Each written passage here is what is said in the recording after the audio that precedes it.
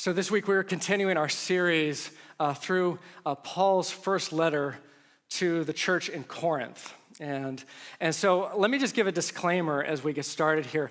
If you're new with us this morning, I just want to tell you that what I have to share this morning, maybe more than at other times, is really an in-house family conversation.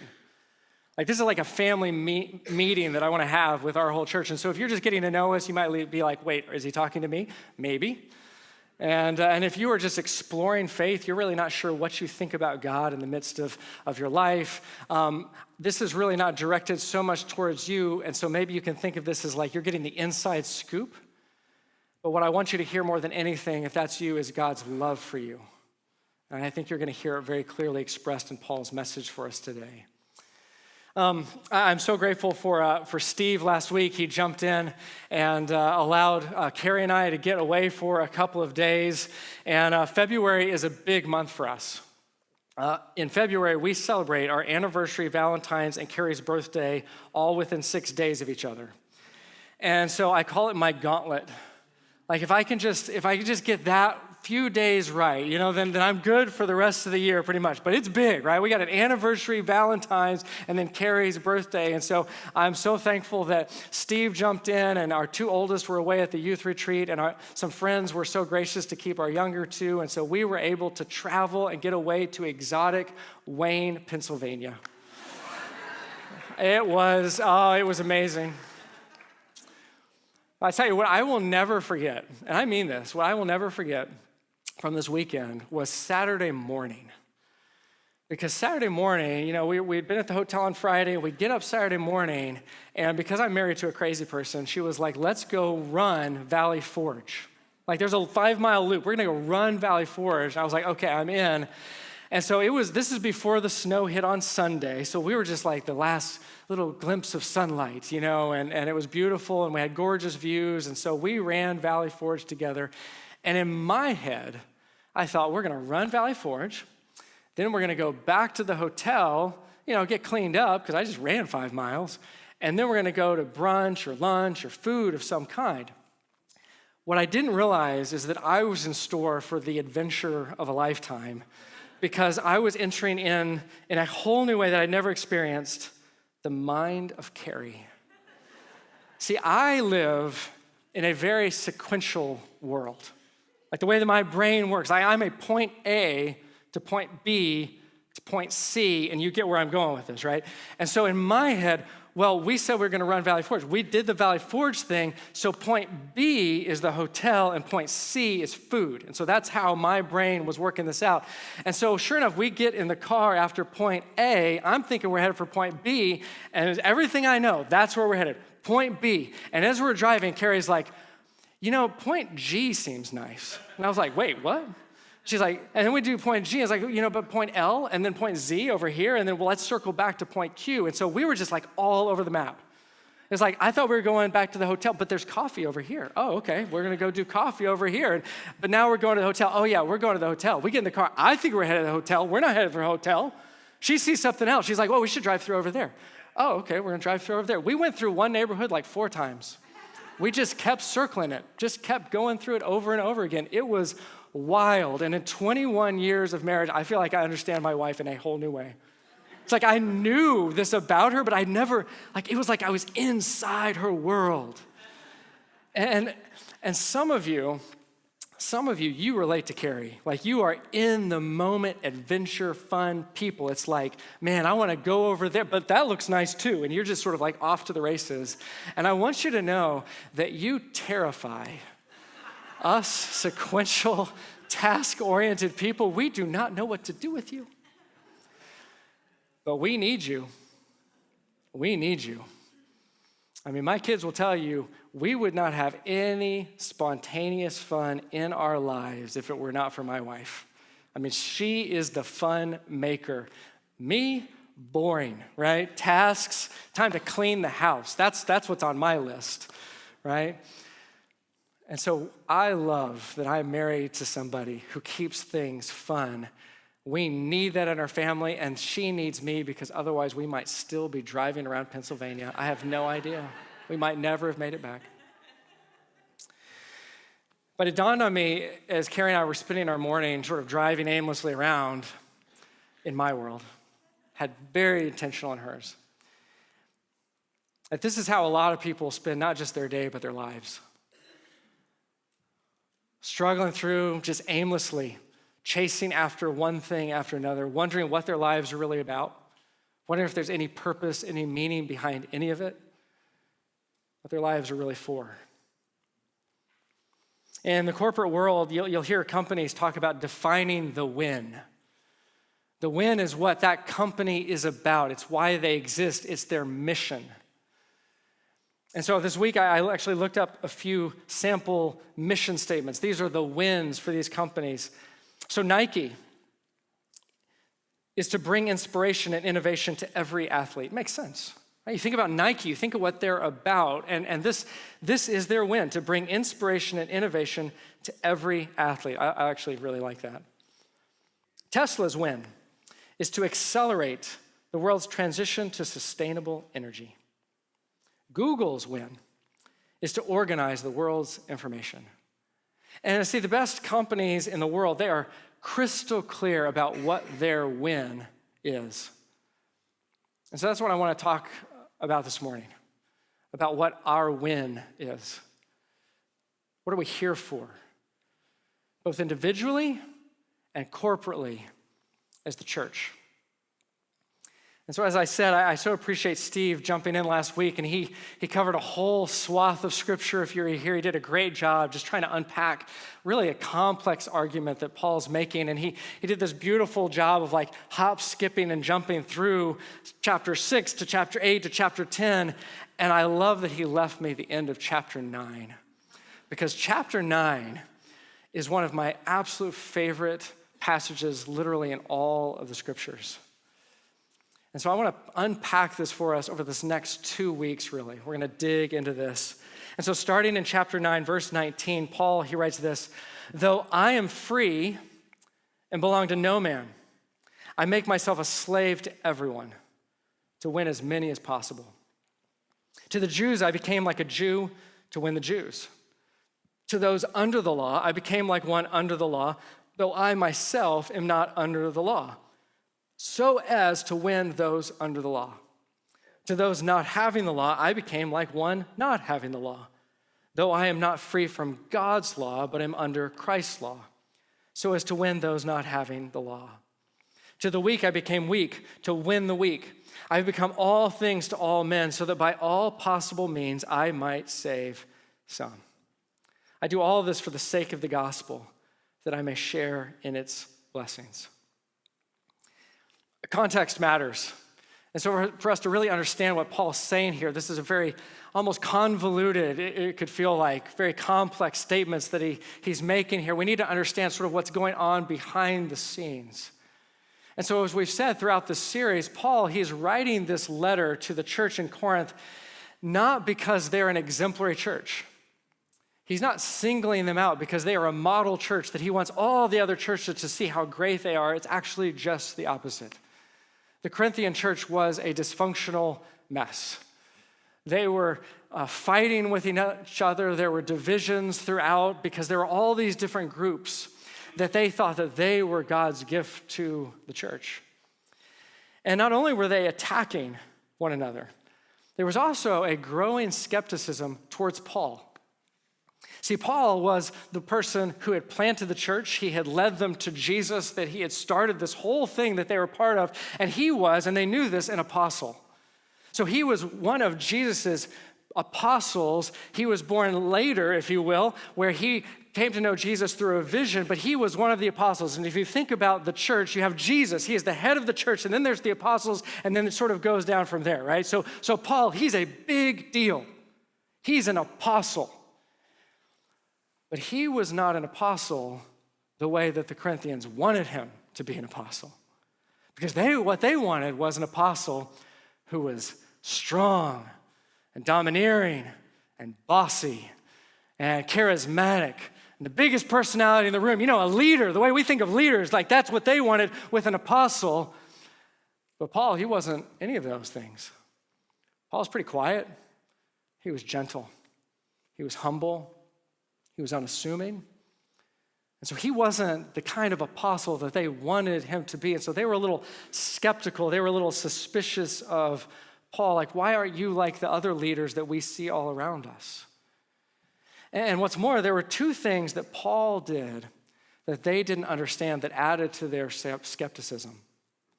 The first is that Paul wouldn't take their money. Now, that might seem a little strange because, we would think, well, of course, you'll trust somebody who doesn't take your money. But understand that in their world, the Greco-Roman world, if you were a philosopher or a teacher, which Paul was, that you were supported by financial benefactors, right? They would support you out of their wealth. Because if you were a thinker or philosopher, essentially like an influencer of their day, like you didn't have a Substack that people could sign up for on their email, right? They didn't have YouTube channels that they could get money through. And so there were wealthy benefactors who would support them in their work.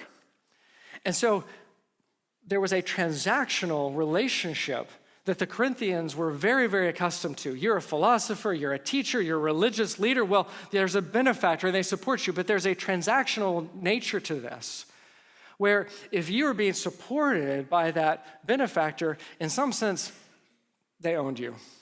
Like you belonged to them. You served them. I mean, it may not be, official, but everybody sort of knew you were in their debt. And so Paul, knowing that this is how the Corinthians would see financial support, he refused what they were offering because he didn't want them to be confused and think that he worked for them. Because he didn't work for them. He worked for God.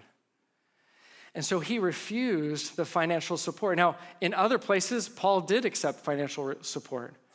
But here, he knew that there was a danger that they might misunderstand his taking their money. And so he said, I'm not going to do it, which they didn't like. And they didn't understand. I mean, who doesn't want to just take money? I mean, we're offering you money. Like, Paul, what is up with you? Like, what is this game you're playing that you won't accept money? And so they were skeptical. They were suspicious. But not only that, Paul, he could be almost like a chameleon, depending on who he was with. And that made them really uncomfortable. Right? I don't know if you ever had a friend, it was like, where whoever you were with, like that's sort of who they began to mimic. They sort of emulated, like their opinions became their opinions. They're part of that group and suddenly they agree with everything they say, but then you're part of another group and they agree with them. There's some people, they're sort of chameleons, they sort of mimic whoever they're with. And if you know someone like that, you realize you kind of feel like you can't trust them. I mean, who are they really? And so again, the Corinthians, they saw Paul and he was one way with one group of people. He was another way with another group of people, and they thought, Paul, what's your game? What are you playing at? What are you really up to? You're not taking our money, and then you're bouncing around between these different groups and acting like them. What are you up to? To see if they had understood Paul's win, what he was about, his mission, then everything he did made sense. And so Paul, he's going to lay it out as explicitly as he possibly can, as clearly as he possibly can. And so going back to verse 19, he says this, though I am free and belong to no man. So this is the end of his conversation where he's explaining, hey, I'm not taking money for you. I'm free to take money from you. I could take money from you, but I don't belong to you. And so I'm not taking the money because I don't want you to be confused. I don't work for you. I don't belong to you. I don't belong to anybody else. He says, and yet I make myself a slave to everyone to win as many as possible. Whenever I read this, it always makes me think of one of the great lines from Princess Bride. That word you keep using, I'm not sure if it means what you think it means. See, Paul, that word you keep using, freedom, like you're free? Like, I don't think it means what you think. Like, do you understand what freedom is, Paul?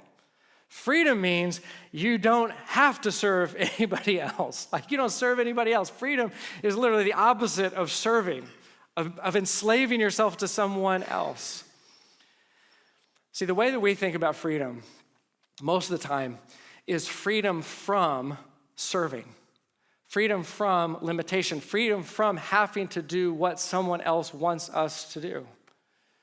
And our freedoms, especially like if you're born in the United States or grew up here, then we have a deep, deep appreciation for freedom as we should. and is very much closely related to our rights to those freedoms.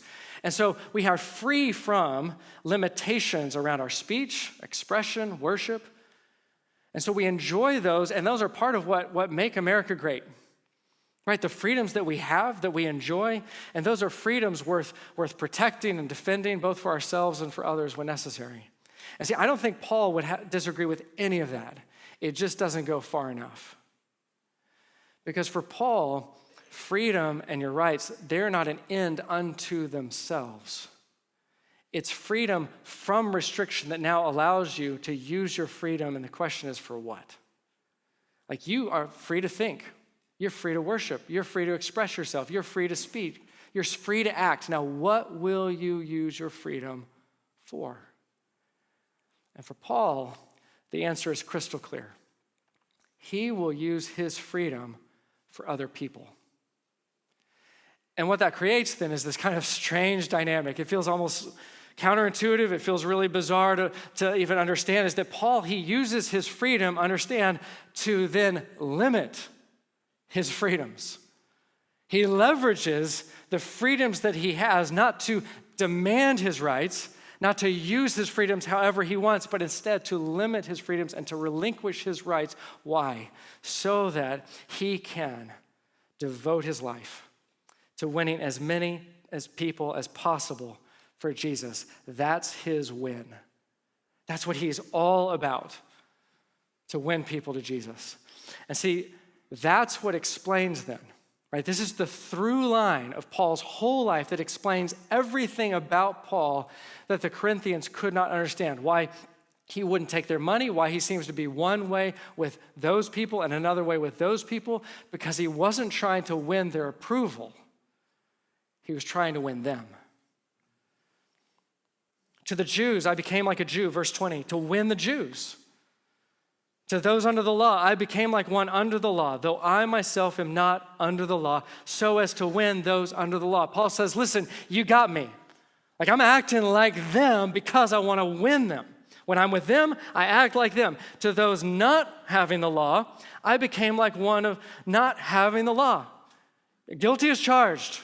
Paul says, you're right, I'm a chameleon. I will go over there, and now I'm going to act like I'm not under the law, though I am not free from God's law, but I'm under Christ's law, so as to win those not having the law. So just to be clear, Paul here, he's talking about two different groups of people. He's talking about Jews who have the law and live under the religious and ritualistic law that is given in the Old Testament. They're living under that law, but then also the non-Jews, Gentiles, who are not under the law. And those are the two different groups. But he's talking about two different groups who are not followers of Jesus. These are not believers. These are not Christians. Jews who are not Christians and Gentiles who are not Christians. And Paul says when he's with them, whichever side, whichever group, he adopts whatever posture is necessary to win them over. It is not to win a popularity contest, right? It's because he doesn't want to do anything that would impede his message. And so when he's with the Jews, like, he knows exactly what he needs to do and what it is to act like one of them, because remember, Paul is Jewish, right? So he grew up in that world. He understands the religious law that they are living under around what they eat and what they wear. And so when Paul's with them, like, he's going to wear what they wear. He's going to dress like them.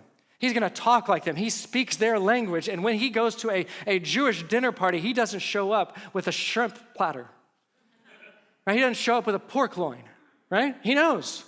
He's not going to do anything to offend them so that they don't hear the message that he wants to share with them. But when he's with the Gentiles, the non-Jews, not under the law, like, he can dress like them. He can talk like them. And when they offer him a little bacon-wrapped shrimp, and they're like, Paul, would you like to try one of these? He's like, would I?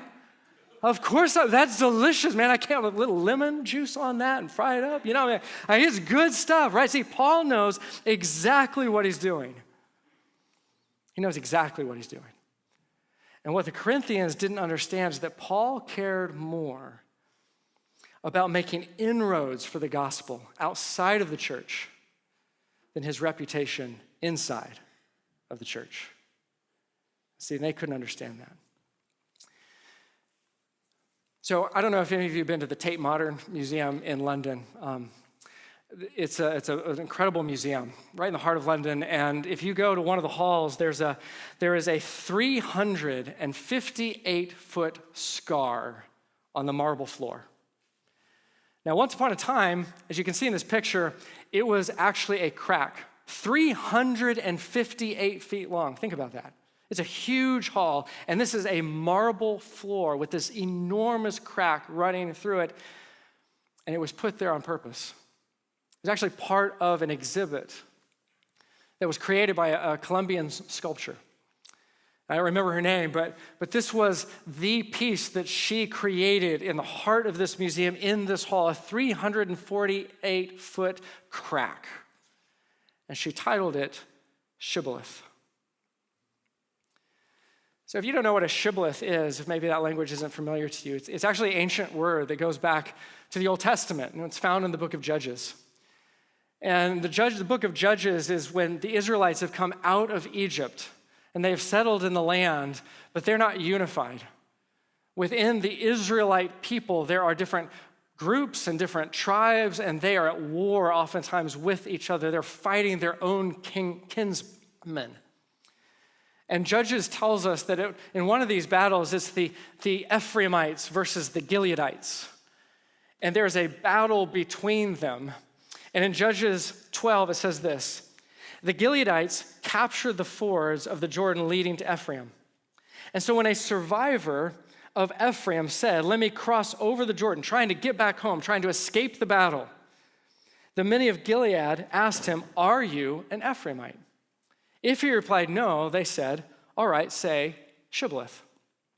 If he said Sibboleth, because he could not pronounce the word correctly, they seized him and killed him at the fords of the Jordan. And so here's what's happening. The Ephraimites are trying to get away from the battle. They've lost. They're trying to get home. They come to the Jordan. They're trying to get across, and the Gileadites have captured it. They're holding it. And so when the Ephraimite comes up, they say, "Are you an Ephraimite?" And he says, "No." Well, here's the problem. The Ephraimites look just like the Gileadites because they're all Israelites.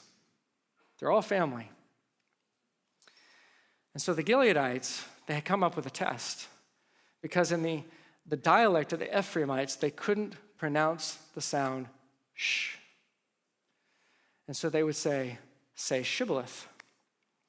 And the Ephraimite, unable to say sh, when they said Sibboleth, the Gileadites knew, "You're not one of us." And they would kill them. And they murdered thousands. And it's a word that has been imported into our modern lingo. You'll hear it, perhaps, Shibboleth. And because of that, the museum actually gave this explanation for how we understand it today. The museum said this: a shibboleth is a custom, phrase, or use of language that acts as a test of belonging to a particular social group or class. By definition, it is used to exclude those deemed unsuitable to join this group. We love shibboleths in our world. We love to have little tests that we can maybe, without ever even telling anyone, put others through to decide who's really in, who's really one of us. Are you really part of our group, or are you actually just an imposter? I mean, we see this actually regularly. One of the places we see it right now, sadly, is in our politics. Are you really one of us? Are you really a conservative? Are you really a Republican, or are you a rhino? Are you a true progressive, or are you just maybe a moderate who has some progressive ideas? Because we want to know, are you really one of us? You look like us, you sound like one of us, but I want you to say the word shibboleth, and then I'll know for sure. So we love to know who's really in and who's out. And tragically, it happens in our churches too. Churches are filled with shibboleths. There are often so many unwritten and unspoken little tests that we run people through, whether they realize it or not, or maybe that all of us need to know that we got to adhere to. In order to make sure that everybody around us knows that, no, we're one of you. And there creates this pressure to conform because we want to be included. Like, this is my group. I want to be part of this group. And so we conform, and we want everybody to know, look, I think like you. I dress like you. I talk like you. I worship like you. I like the same music you do. I like the same movies you do. I vote like you. I think like you, right? Whatever it takes, I want you to know. I want everybody to know I am like you. Please. Because otherwise, our own tribes can turn on us. I have a friend a number of years ago now, and she's a great thinker and she's a great writer, and she had the nerve to write a book on faith and politics. And a few of us, we said, you got to be careful, because we knew what she was trying to do, understood her heart. We knew there's a danger there because people have all sorts of shibboleths when it comes to politics. And she wrote her book, and her own church ostracized her. She failed their shibboleths. She offended their shibboleths.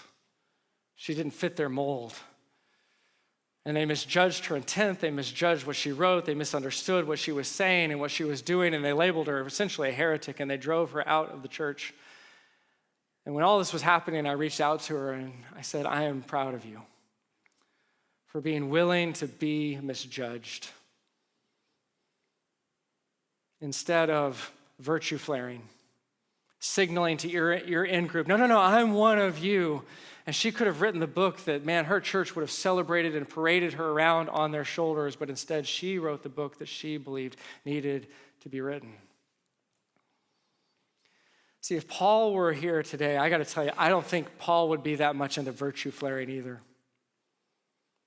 I don't think Paul cared that much about signaling to his in-group that he was really one of them. Paul didn't play to his base. Paul cared more about what people outside of the church thought about Jesus than about what people inside the church thought about him. I gotta tell you, I know so many pastors who they are so afraid, especially right now. Because we are living in a time where everything is on social media and we cancel everybody and there are just shibboleths everywhere, landmines everywhere to step on. And there are pastors who are terrified that they are going to offend shibboleths within their own church, within their own congregations. They are terrified that they might offend somebody, be misunderstood, and then that person will leave their church. And I get it. I understand. I don't want any of you to leave Easton. I hope you love us. I want you to be part of what God's doing here. But I got to tell you, I have never seen that as my job. The way I see it, if somebody leaves your church, they're not leaving the faith. They're not giving up on Jesus. They're just giving up on you. And frankly, I'm okay with that. It's not that I like it. I don't say that callously. I don't say that indifferently. Like I said, I love our church. I love what God's doing here. But if we care more about how other Christians see us than about how we can win people to Jesus, then we need to rethink our priorities. And see, if somebody leaves Easton, can I tell you, man, I take that to heart. I do. Like if I offend somebody, if we do the wrong thing or they think we do the wrong thing, like I'm going to look hard in the mirror. I'm going to talk to the people who are closest to the situation, and to people who know me. And I want to be honest with myself. Like, did I go too far? Did we do the wrong thing? Did I say the wrong thing? Do I need to repent? Do I need to seek forgiveness? Like, I want to be honest with myself. But if I have a clear conscience after I do that, as I look at myself, if I've got a clear conscience, then listen, we'll miss you, but we have a mission. To be a church where people who otherwise would have no interest in Jesus, otherwise could not care less about Jesus, be a church where they can meet him and experience a life-changing relationship with him because he changes everything. That's our mission. That's our win. See, Paul, man, he knows, like he is not interested in making everybody in the church in Corinth happy. He's letting them know, like this is what I'm about. This is the mission that I'm on. He says, to the Jews, I become like a Jew to win the Jews unapologetically. I'm just telling you how it is. To those under the law, I became like one under the law, though I myself am not under the law, so as to win those under the law. To those not having the law, I became like one not having the law, though I am not free from God's law, but am under Christ's law. In other words, Paul's saying his freedom doesn't extend to sin. Like he's not saying, I'm so free, I can just sin, it's no problem. No, he's not saying that. He said, no, I belong to Jesus, and so I'm under his law, and Jesus' law is the law of love. As Paul himself expresses it elsewhere. It's the law of love. And so if you want to understand why Paul does what he does, he says, listen, it's simple. I'm following the law of love. And so the motivating question that Paul is asking in every circumstance, every situation, whoever is standing in front of him, how do I love them best? So that they see Jesus and can come to know him. That's the question. I am not free from God's law, but I'm under Christ's law so as to win those not having the law. And see, this is his criteria, whether it's outside of the church, but even inside of the church. Verse 22, to the weak, I became weak to win the weak. See, here, Paul, he's talking about believers whose faith is weak, it's fragile. And Paul's not indifferent to them. Paul says, I'm going to meet them where they are, not to pamper their weakness, right? Someone's faith doesn't grow stronger by babying it and coddling it. No. He says, I'm going to meet them where they are. I'm not going to shame them. I'm going to tell them, like, get your act together, toughen up. No, he says, I'm going to meet them where they are. And then, as I apply truth and love, I'm going to walk alongside them so that their faith grows stronger. To the weak, I became weak to win the weak. I have become all things to all men, so that by all possible means I might save some. I do all this for the sake of the gospel, that I may share in its blessings. See, sometimes I'm not sure if we really take Paul seriously here, where he says all. All men, everybody, no exceptions. By all means possible. All for the sake of the gospel. See, this is an extraordinarily bold statement. In the Greek, this little word that's translated all, it's the Greek word panta. And that word, it means, wait for it, all. I know, I'm blowing your mind right now, with my in-depth knowledge of Greek grammar and syntax. All means all. No exceptions, there's no nuance, there's no subtlety to it. All means all. All people. It doesn't matter where they're from. It doesn't matter their background. It doesn't matter their education. It doesn't matter whether you approve of them, how they live. It doesn't matter whether you approve of how they dress, the decisions they've made in their lives, whether you approve of what they eat or drink, or where they hang out. It doesn't matter whether you're comfortable with them. It doesn't matter whether you like them. All means all. And Paul says, I will do anything it takes. Anything. Except for sin. Other than outright sin, I will do anything, go to any length imaginable to tell them how Jesus loves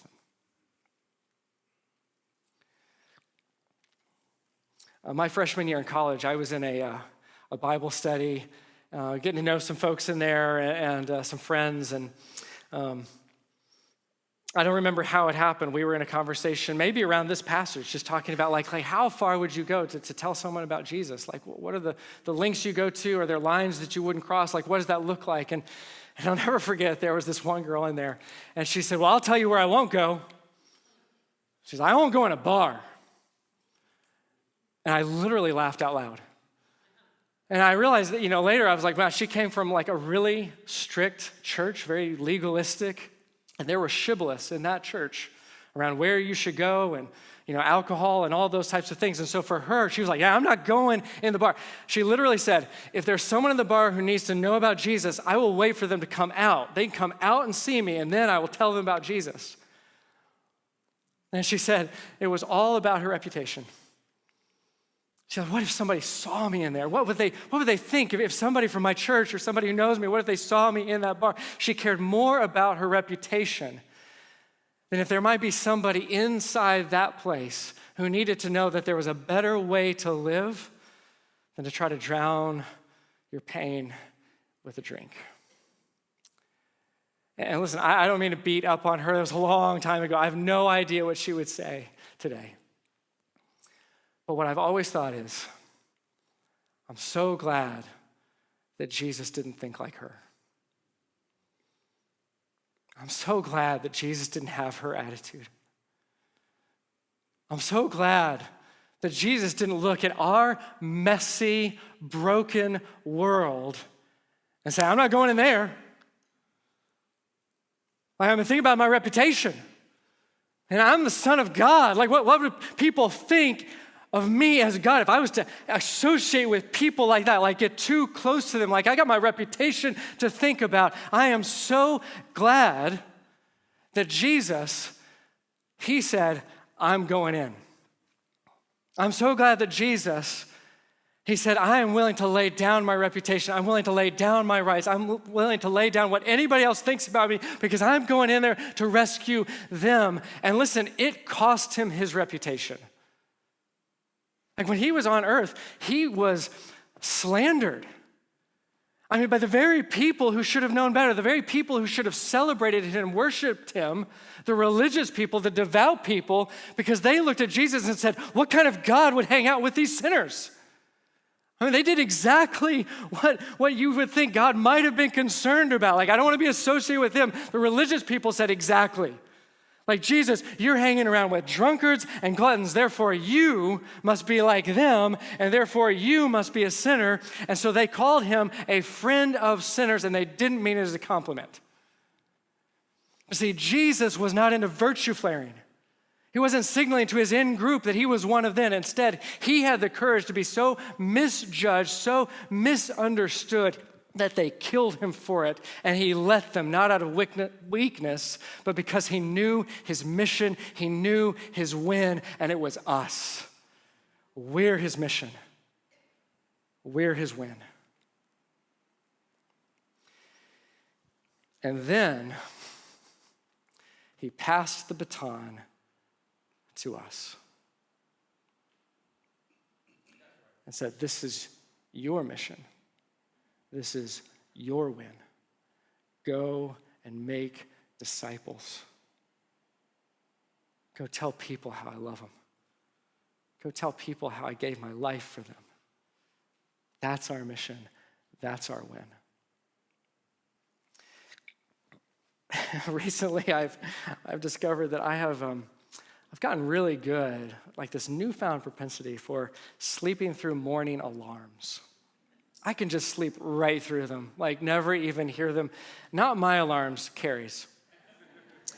Because Carrie is part of this group of really sick and twisted people who get up at like 3:30, 4 in the morning, and so her alarm's going off, and thankfully I just sleep right through it. But she gets up, and it's pitch black outside, and it could be 8 degrees outside. They don't care.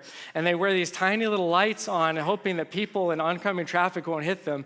And they run through the streets of where we live, right? Throughout the community. And they love it. And so thankfully, man, I just sleep right through her alarms. I never hear them. You know, I wake up, she's gone. I know where she is. My alarm goes off. Now I'm up and moving. But because I don't get up with Carrie and I don't run with Carrie, none of those people know me. And they might have met me. Some of them have. But they barely know me. I mean, unless I am literally standing with Carrie, they do not know who I am, I promise. But they know her. She's one of them. I mean, she speaks their language. She wears the running outfits that they all wear, has all the gear. Follow each other on Strava, which if you're not a runner, you don't know what Strava is. Right? They socialize together, they get coffee together, they celebrate occasions together. See, they don't know me from Adam, but they know her, and they know that she loves Jesus. See, they don't know me. Some of them, they don't know I'm a pastor. Heaven forbid. You know what I mean? Like, they don't know me. I'm not part of that tribe. She is. See, I don't know all of your circles. I don't know all of the spheres of influence in your life. I don't know all the people that you know. I don't have all the connections that you have. I don't know and have relationships with all the people you have relationships with. But just look around the room. Look around the room. Think of all the relationships and connections and networking that exist that are represented right here with just us few. You think we can't make God's presence known? You think we can't make the gospel reverberate and echo throughout Burlington County just through the people that we know? We have the capacity to spread hope and life, the message of Jesus, just through the people that we know and we see and we talk to every single day. Listen, there's not a lot of us. I mean, I'll admit that, right? Just us few. But don't underestimate how God can use the few. When we embrace and we understand and we live out and we buy into the mission, what we're here for, our win. This is what we're here for. This is the through line for our lives, to make Jesus known. And see, not only is it possible, I got to tell you, church, it is imperative. Like, it's imperative. I mean, listen, you know people. That the world is full of people who are so desperate for hope. They're desperate for meaning. They're wondering what the purpose of their lives is. They're looking for love in all the wrong places, and they're looking for Jesus, and we can tell them. And listen, when that is your win, when you understand that that is the win, the mission, the through line for all of your life, wherever God has placed you, for however he's created you, whatever networks, whatever community, whatever job, like all of that is around this through line of making Jesus known. Can I tell you, your life, your faith will come to life in a whole new way. Like when you begin to see your life on mission, you are going to discover that your faith goes from black and white to HD Technicolor color, right? I mean, it is like 4K out there. It is going to bring your life to life in a way that you have never experienced before, because you're going to experience freedom that you've never had before.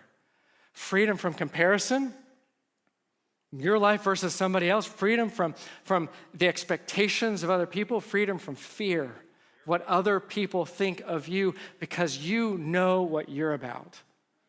You know why you're here. You know your mission. Church, what would it look like? What would it look like? Just us few. If when we walked into our jobs, we walked into our schools, we walked into our neighborhoods, we walked into our homes,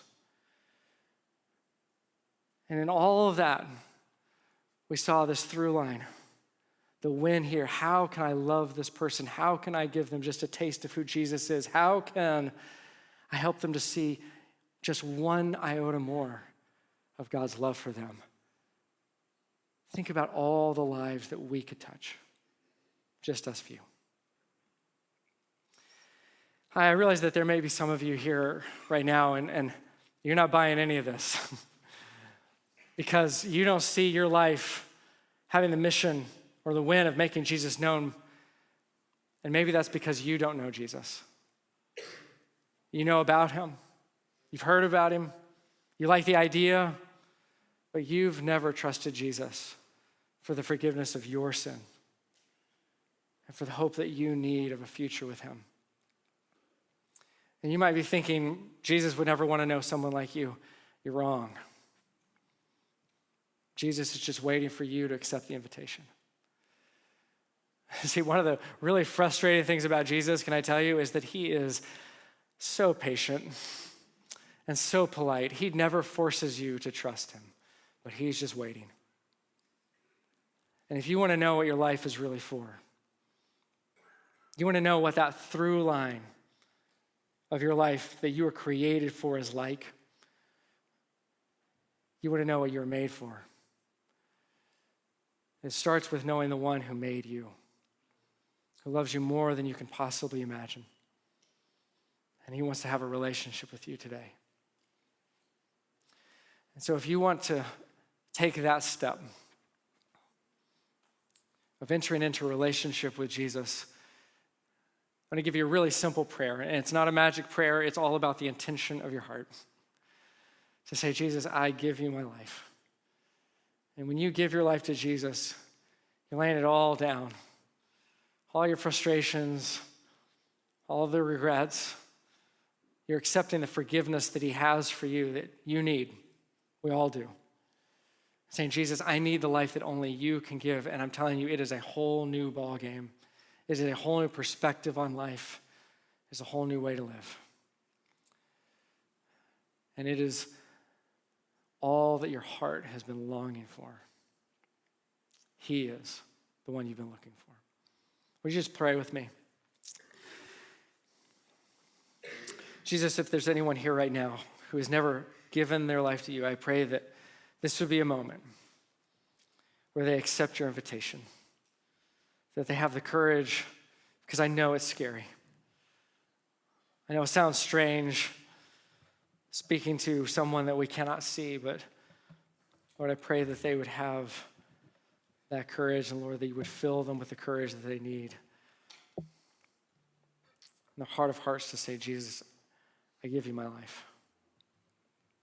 I need you to give me forgiveness that I need. I need the hope that only you can provide. And I pray that they would know your presence right now and the new life that you have for them. Father, for those of us who, this is a family conversation, this is about who we are as a church, I pray that we would have our eyes so fixed upon you that your love for us and our love for you in response would just overflow into our lives as we go to work, as we go to school, as we go to the doctor, as we go play with our friends, or we go, do our hobbies, or go for runs, or whatever we're doing, Lord, I pray that it would just overflow. We would exude in our attitudes and our actions and our words and our decisions the good news of who you are and how you've changed our lives. Lord, that's our prayer, that we would be your people in your world for all who do not yet know you. We pray this in your name. Amen.